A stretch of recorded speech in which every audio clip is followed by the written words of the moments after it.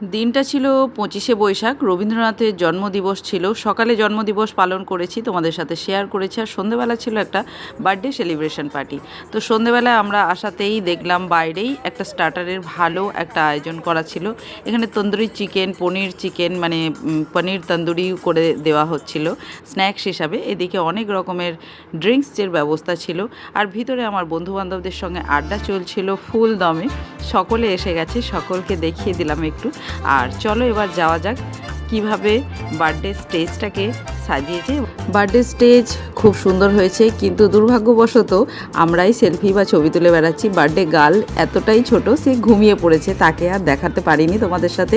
তো যাই হোক, সে ঘরে চলে গেছে আর আমরা রয়েছি কমিউনিটি হলে। এখন খাওয়া দাওয়ার দিকে যাওয়া যাক। মেনু কার্ড তো দেখিয়েই দিলাম। তো মেনু কার্ড অনুযায়ী এক এক করে খাবার আমাদের প্লেটে চলে এসেছে।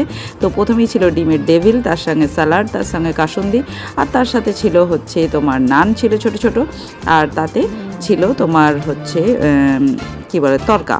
আর তারপরে এসছে প্লেন রাইস, যে সাথে দই কাতলা। আর তারপরেই ছিল আমাদের মটন মহারানি। তো মটনটা আমার কাছে খুব একটা ভালো পড়েনি পিসগুলো।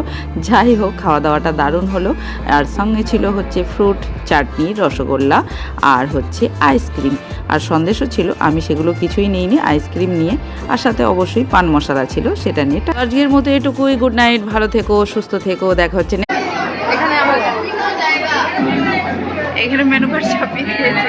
চাটনি, পাপড়, আইসক্রিম, হজমলা, ওয়াটার। হ্যাঁ, এ তো পরে